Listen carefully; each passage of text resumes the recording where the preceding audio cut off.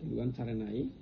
අපි අද අපි ත්‍රිපිටක ධර්ම ආයතනයේ දෙවෙනි පාඩම විදියට ඔබට කරන්න බලාපොරොත්තු වෙන්නේ ත්‍රිපිටකයේහි අන්තර්ගතයේ සැකැස්ම පිළිබඳව විවහය. ඒ අනුව අපි පළවෙනි පාඩමේදී ගැන්නුවා කතා බහ කරා අපි ත්‍රිපිටකය යනු කුමක්දයි කියන එක. ඒ අනුව අද අපි ත්‍රිපිටකයෙන් පළවෙනි කොටස වන විනය පිටකයේ සැකැස්ම පළමුවෙන්ම සාකච්ඡා කරන්නේ. පළවෙනි සංගායනාවේදී විනය යනුවෙන් සංගායනා කළේ උබතෝ විභංග. ඒ කියන්නේ බික්කු බික්කුණී ඊළඟට ඒක පංචසතිකක්ඛන්දකෙහි වාර්තා කරන්නේ මෙන්න මේ උබතෝ විභංගය සාකච්ඡා කළා කියන එක පමණයි. උබතෝ විභංගය කියලා කියන්නේ පරාජික පාළිය හා පාචිත්‍ය පාළිය.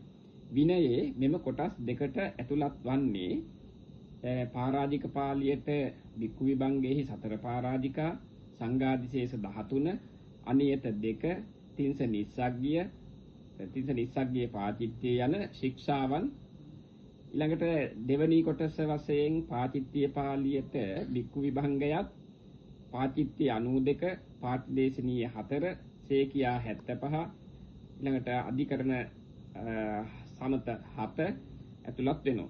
ඊළඟට විනය පිටකයේ තුල ඇති බෙදීම් සංගායනාවලදී පැහැදිලිව එකින් එකට වෙනස්කම් දක්නට ලැබෙනවා. ඒවා පිළිබඳව ඔබතුන්ගේ තිබෙන්නේ විවිධාකාරයේ වෙනස් එකිනෙකට මත. ඒවා පිළිබඳව අපි වෙනම සාකච්ඡා කරන නිසා මේ අවස්ථාවේ ඒ සඳහා කාලය ගන්නේ නැහැ. එයින් දැන් අපි විනය පිටකයේ අන්තර්ගත පොත් පිළිබඳව සාකච්ඡා කරමු. පළමුවෙන් මහා වග්ගපාළිය කන්දක වලින් යුක්තයි. ඒ කන්දක තමයි මහා කන්දකය, උපෝසත කන්දකය, වස්සූපනායක කන්දකය, පවාරණක් කන්දකය, චම්මක් කන්දකය, බෙහෙසජ්ජක් කන්දකය, ඊළඟට කටිනක් කන්දකය, චීවරක් කන්දකය, චම්පෙය්යක් කන්දකය, කෝසම්බක් කන්දකය කියන කන්දක ටික. ඊළඟට චුල්ල වග්ගපාළිය ඒකේ කම්මක් කන්දකය, පරිවාරක් කන්දකය, සමුච්ඡය කන්දකය, සමතක් කන්දකය, කුද්දක වත්තුක් කන්දකය, සේනාසනක් කන්දකය, සංඝ බේදක් කන්දකය, වත්තක් කන්දකය, පාතිමොක්කක් කන්දකය, තපනක් කන්දකය, බික්කුණී කන්දකය, සත්ත සතිකක් කන්දකය කියන කන්දක කොටස් ටික. ඊට පරිවාර පාළිය පරිවාර 10කින් යුක්තයි. මේ ප්‍රථම සංගායනාවේදී කතිකාකර බව සාකච්ඡා වුණු බව සඳහන් වෙනවා. එහි බුද්ධ භාෂිත මෙන්ම ශ්‍රාවක භාෂිතක් තිබෙනවා.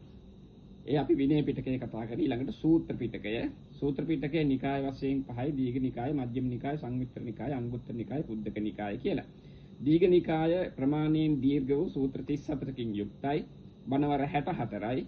බණවරක් කියලා කියන්නේ අකුරු 8000ක්. සීලක්ඛන්ද වර්ගයේ, මහා වර්ගයේ, පාටික වර්ගයේ ලෙස වර්ග වශයෙන් 3ක් තියෙනවා. ඊළඟට මජ්ක්‍ධිම නිකාය ප්‍රමාණයෙන් මධ්‍යම වූ සූත්‍ර 152ක් තිබෙනවා. බණවර 80යි. මූල පණ්ණාසක, මධ්‍යම පණ්ණාසක, උපරිපණ්ණාසක යනුවෙන් කොටස් 3කින් යුක්තයි. ඊළඟට සංයුත්ත නිකාය කෝසල සංයුත්තය, දේවතා සංයුත්තය කියලා ඒ පුද්ගල නාම අනුව වගේ බෙදී ගිහින් තිබෙනවා. සංයුත්ත නිකාය බණවර 100කින් යුක්තයි. සූත්‍ර 7762කින් යුක්ත වෙනවා. අංගුත්තර නිකාය 1 සිට 11 දක්වා නිපාත තිබෙනවා. ඒකක නිපාත, දුක නිපාත, තික නිපාත, චතුක්ක නිපාත ආදී වශයෙන්.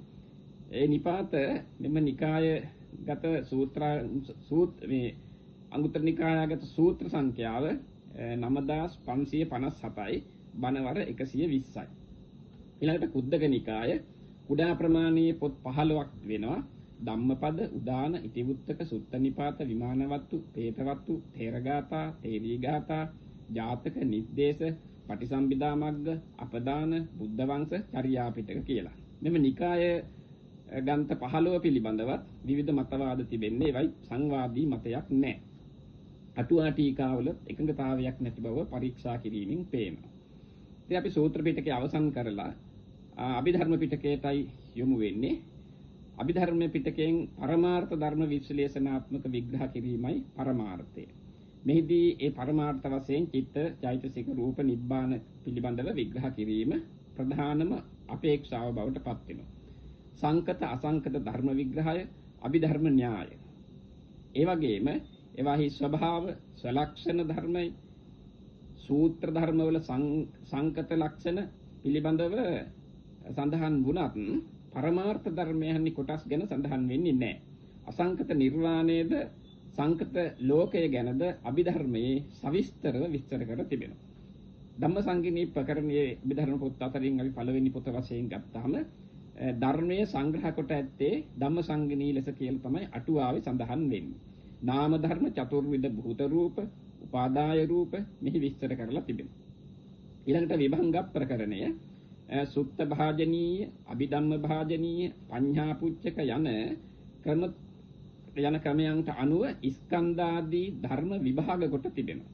විභංග 18කින් යුක්තයි.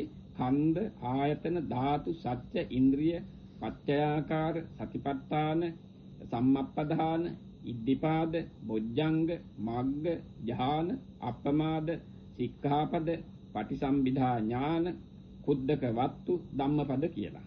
ඊළඟට ධාතු කතා ප්‍රකරණය. ධාතු කතා ප්‍රකරණය කියලා කියන්නේ චතුරාර්ය සත්‍ය, පංචස්කන්ධයේ ද්වාදසායතන, අට්ඨාරස ධාතු, ඉන්ද්‍රිය 22, පටිච්චසමුප්පාදය, සතර සතිපට්ඨාන, සතර සම්‍යක්ප්‍රධාන, සතර ඉද්ධිපාද, සතර ධ්‍යාන, අපමඤ්ඤා සතර, පඤ්ඤා, ඉන්ද්‍රිය, පංච බල, සත්ත බොජ්ජංග, ආර්ය අෂ්ටාංගික මාර්ගය, පස්ස වේදනා, සංඥා, චේතනා, චිත්ත, අදිමොක්ඛ, මනසිකාර යන අභ්‍යන්තර මාතිකා 125ක් මෙහි විග්‍රහ කරලා තිබෙනවා. මෙහි විවරණය වන්නේ ස්වභාවාර්ථයෙන්ම ධාතු. ඒ නිසාම ධාතු කතා ප්‍රකරණය කියලා සඳහන් කරනවා. ඊළඟට පුද්ගල පඤ්ඤප්ති ප්‍රකරණ පුද්ගල ප්‍රඥප්තියින් වන ස්කන්ධ පහ බෙදා විශ්ලේෂණය කර තිබෙනවා. පුද්ගල ප්‍රඥප්තියින්හි ප්‍රභේද පෙන්වලා තිබෙනවා. උද්දේශ, නිද්දේශ වශයෙන් දෙආකාර වන පරිදි. මෙහි එකේ පටන් 10 වන තෙක් කොටස් 10ක ප්‍රභේද, ඒ ප්‍රභේද පුද්ගල ප්‍රභේද වශයෙන් දක්වලා තියෙනවා. එතකොට සියලුම පුද්ගල ප්‍රභේදයන් වශයෙන් පුද්ගලයෝ 388 දෙනෙක්, 333 දෙනෙක්, 383 දෙනෙක් පෙන්වනවා. 383 දෙනෙක්.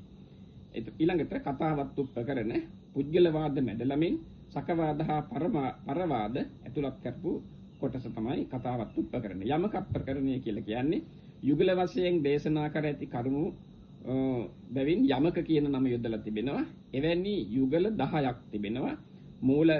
මූලකන්දක ආයතන, ධාතු, සත්‍ය, සංඛාර, අනුසය, චිත්ත, ධම්ම, ඉන්ද්‍රිය, කුසල හා අකුසල මූල ගැන සඳහන් වන බැවින් මූල යමක වන්නාසේම අනෙක්වත් ඒ විදියටම සංග්‍රහ කරලා තිබෙනවා. ඊළඟට ප ဋ ාණ ප්‍රකරණය ප්‍රත්‍යනයින් භවය හා නිවන විස්තර ඇති ප්‍රත්‍ය 24ක් පෙන්නනවා. භවය හා නිවන පිළිබඳව සාපේක්ෂ ධර්ම වන බැවින් පච්චයයි කියන ලැබෙනවා.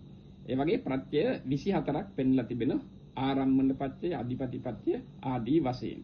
ඒවා පිළිබඳව අටුවාව දෙවැනි පාඩමේදී අපි උගන්වන්න බලාපොරොත්තු වෙනවා. මේ අභිධර්ම පිටකයේ ආදී විස්තරයන්හි තිබෙන අටුවා විස්තරත්, සූත්‍ර පිටක, විනය පිටකයේ අටුවා විස්තරත් අපි දෙවැනි පාඩමේදී ඊළඟ පාඩමේදී ඉගෙනවන්න කතා කරන්න බලාපොරොත්තු වෙනවා. අද දවසේ මේ සඳහා සහභාගී වුණු ඔබ සියලු දෙනාටම අපි ස්තුතිවන්ත වෙනවා. අපේ ශ්‍රී ධම්මතිලක ත්‍රිපිටක අධ්‍යයන හා භාවනා පුහුණු මධ්‍යස්ථානයට සම්බන්ධ වීම සම්බන්ධයෙන් ඔබ සැමට අපි ආශිර්වාද කරනවා. සියලු දෙනාටම තෙරුවන් සරණයි.